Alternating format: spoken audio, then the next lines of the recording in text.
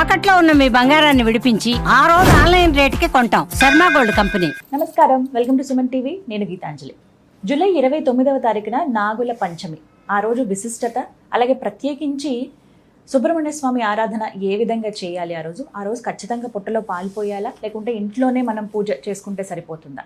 అలాగే ఇంకొంతమంది అడుగుతున్నారు, సంతానం కోసం ఎప్పటి నుంచో ఎదురు చూస్తున్నామండి, అలాంటి మాకు ఏదైనా పరిహారం ఉంటుందా, ఈ రోజున ఏమైనా ప్రత్యేకంగా పూజ చేసుకోవాలా? అలాగే చాలామంది జీవితాల్లో కాలసర్ప దోషాలు ఉంటాయి, వాటికి ఏమన్నా పరిహారం ఈ రోజున చేసుకోవచ్చా అని వీటన్నిటికీ మనం వివరాలు తెలుసుకుందాము.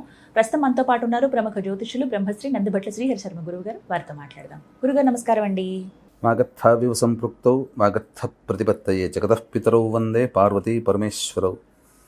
ఆదిత్యాయ చ సోమాయ మంగళాయ బుధాయ చ గురు శుక్ర శనిభ్యశ్చ రాహవే కేతవే నమః. శృంగేరి జగద్గురు పీఠాధిపతులకి, కంచి పీఠాధిపతులకి నమస్కారములు తెలియజేసుకుంటూ కార్యక్రమాన్ని ప్రారంభిద్దాం. గురుగారు, 29వ తారీఖు నాగుల పంచమి. ఆ రోజు ముందుగా విశిష్టత తెలియచేస్తారా? అసలు ఏంటి ప్రత్యేకత, ఆ రోజు ఏం చేయాలి? అలాగే చాలామంది కొన్ని పరిహారాలు అడిగారు, అవి కూడా మీ ముందు ఉంచుతాను. శ్రావణ మాసంలో మనకు పంచమి తిథి నాగుల పంచమి, గరుడ పంచమి అని అంటుంటారు. తర్వాత కార్తీక మాసంలో వచ్చే చవితిని నాగుల చవితి అని అంటారు. అవును, ఏంటండి వ్యత్యాసం? ఇప్పుడు మీకు గమనించుకుంటే శ్రావణం, భాద్రపదం, తర్వాత ఆశ్వీజం, కార్తీకం దాదాపు 90 రోజుల పాటు ఉండేటువంటిది. అంటే భాద్రపద మాసం చవితికి 1 నెల, ఆశ్వీజం మాసం చవితికి 2 నెలలు, కార్తీక మాసం చవితికి 3 నెలలు, 90 రోజుల పాటు నియమనిష్టలతో. అంటే శ్రావణ మాసం పంచమి రోజున ప్రారంభమైనటువంటి దేవతారాధన నాగుల పంచమితో, నాగుల చవితితో, కార్తీక మాసం చవితితో ఎండ్ అవుతుంది. అంటే ఈ 95 రోజుల పాటు ఒకప్పుడు పూర్వకాలంలో సర్పదేవతారాధన విశేషంగా చేసేవాళ్ళు. కాలక్రమేణా దాని యొక్క ఆరాధన తగ్గి ప్రారంభమైన నాగుల పంచమి, అంతమయ్యేటువంటి నాగుల చవితిన 2 రోజులే మధ్యగా గొప్పగా చేసుకుంటూ వస్తున్నారు. ఇది చెప్పవచ్చు. ముఖ్యంగా సంతాన ప్రాప్తి కావాలనుకునేటువంటి వాళ్ళు, అలాగే కాలసర్పదోషంలో ఉన్నటువంటి వాళ్ళు ఈ యొక్క నాగుల పంచమి వ్రతాన్ని ఆచరించినట్లయితే తప్పకుండా మంచి జరుగుతుంది. వ్రతంలాగా ఉంటుందండి. నాగదేవత ఆరాధన చేయాలమ్మా ఖచ్చితంగా. ఎలా అంటే ఇంట్లో కొంతమందికి కుదరకపోవచ్చు, లేకపోతే ఇంట్లోనే చేయాలా, పుట్టలో పాలు పోయాలా ఆ రోజు, అదొకటి కూడా చెప్తూ ఉంటారు. నాగుల చవితికి అయితే ఖచ్చితంగా పుట్టలో పాలు పోయటం చూస్తాం, మరి పంచమి రోజు కూడా అదే విధంగా చేయాలంటారా? ఆ విధంగానే. అంటే ఇక్కడ ప్రధానంగా మనకు ఈ నాగుల పంచమి రోజున చేయవలసినటువంటిది ఏంటంటే, భూమి తవ్వకూడదు, నాగలి పట్టకూడదు. రైతులు నాగలి పట్టరు, భూమిని తవ్వరు. ఒకప్పుడు మణిపురం అనేటువంటి ఇప్పుడు మణిపూర్, ఆ దేశంలో ఒక గౌడ బ్రాహ్మణుడు తనకి ఈ శాస్త్రం తెలియకుండా ఒక రోజున నాగలి పెట్టి దున్నడం ప్రారంభిస్తే అప్పుడు ఆ నాగలి చారుకి తగిలినటువంటి పాము పిల్లలు చనిపోయాయి. ఆ చనిపోయిన తర్వాత ఏమీ తెలియకుండా ఇంటికి వచ్చాడు. అసలు నా నాగుల తల్లి వచ్చి చూసి నా పిల్లల్ని చంపింది ఎవరని చెప్పి పసిగట్టి ఆ బ్రాహ్మణుణ్ణి కుటుంబంతో సహా చంపివేసింది. అంటే కరిచి చంపివేసింది, నా పిల్లల్ని చంపారనే క్రోధంతో. అంటే ఏమని పట్టుకుందనంటే, ఆ ఇంట్లో ఎవ్వరూ మిగలకూడదని చెప్పి. తర్వాత ఆల్రెడీ ఆయన గౌడ బ్రాహ్మణుడికి కూతురు వివాహం అయింది, పొరుగురులో ఉంటుంది. పొరుగురులో ఉన్న తర్వాత ఆ కూతురు కూడా చంపుదామని పోయేసరికి గోడ మీద ఆ కూతురు ఆ పాము యొక్క చిత్రపటాలు గీచి, అప్పుడు ఆ సర్పదేవత ఆరాధన చేసి, ఆ పాము కనబడగానే ఆ నైవేద్యంగా పెడుతుంది కదా, ఆ పాముకి నైవేద్యంగా పెట్టింది.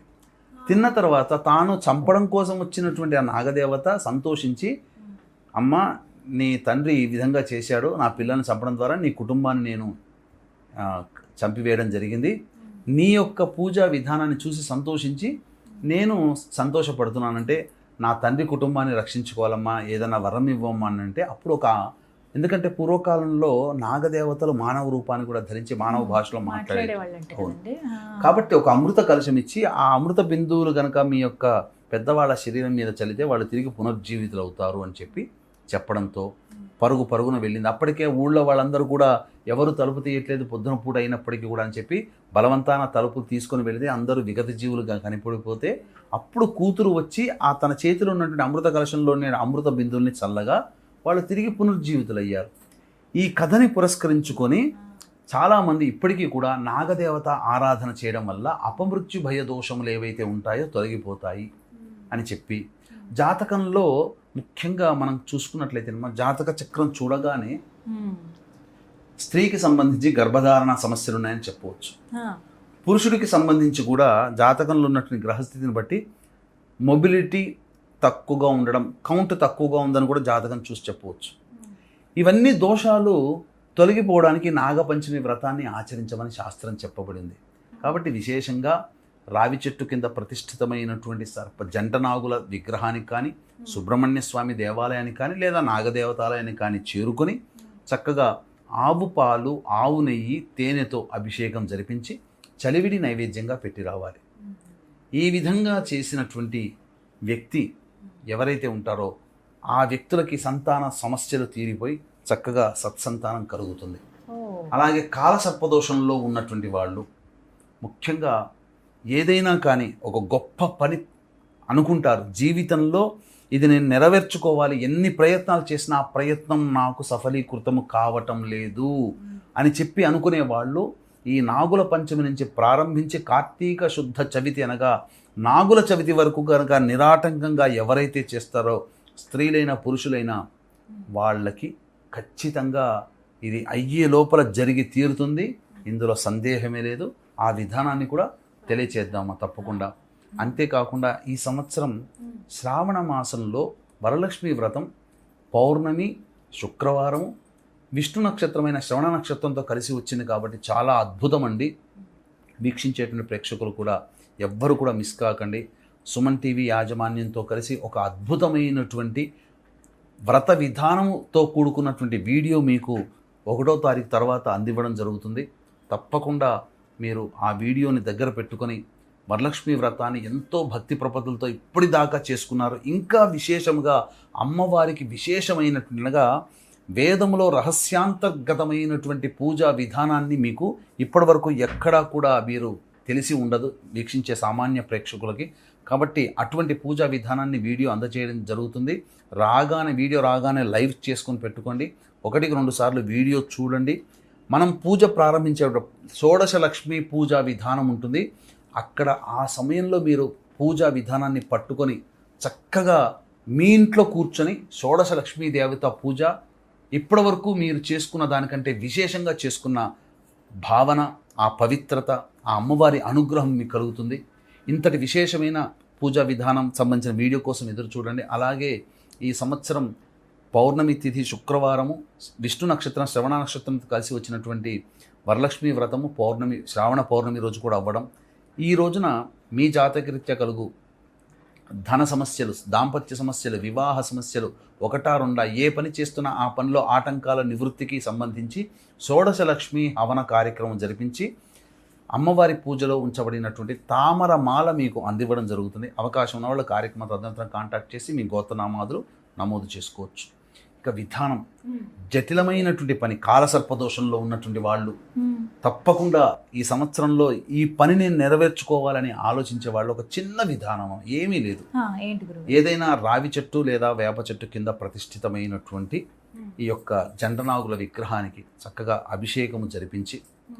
అభిషేకం జరిపించిన తర్వాత కుంకుమ మరియు అన్నము కలిపినటువంటి 3 ముద్దలు ఆ యొక్క నాగదేవత దగ్గర నైవేద్యంగా పెట్టాలి.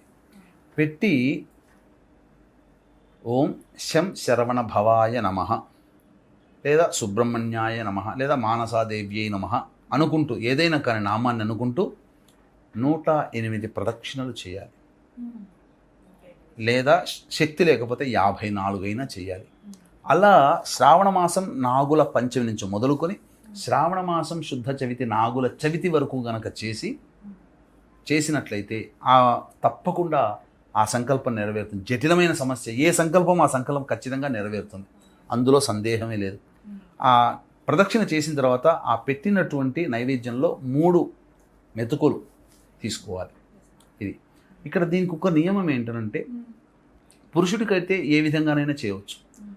స్త్రీలకి కొంతమంది ఋతుమతి అవుతారు కాబట్టి ప్రకృతి పరంగా ఇబ్బంది ఉంటుంది కాబట్టి మధ్యలో ఆపకూడదు. కాబట్టి ఆమె ప్లేస్లో ఆమె సంకల్పాన్ని తీసుకొని భర్తనో, కుమారుడో, అత్తగారో, తల్లో, చెల్లో, అక్కో, ఎవరైనా బంధువు ఎవరైనా కానీ స్త్రీ తరపున చేయొచ్చు. పురుషుడు కూడా ఏదైనా ఆటంకం వచ్చి చేయలేని రోజు ఉంటే ఆయన తరపున ఎవరైనా భార్యో చెల్లో అక్కో ఎవరైనా కానీ ఆ అమ్మగారో నాన్నగారు ఎవరైనా చేయవచ్చు. కానీ ఆ 90 రోజుల నియమం మాత్రం ఆపకూడదు, నిరాటంకంగా చేయవలసిందే.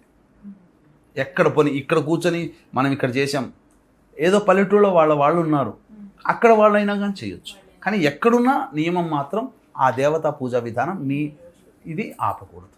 ఖచ్చితంగా నెరవేరుతాం, అందులో సందేహమే లేదు. ఇది అనుభవపూర్వకమైనటువంటి తంత్రం.